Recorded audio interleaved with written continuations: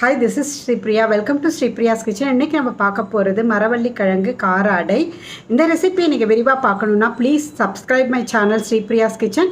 இப்போ இந்த ஷார்ட் வீடியோவை என்ஜாய் பண்ணுங்கள். தேங்க்யூ.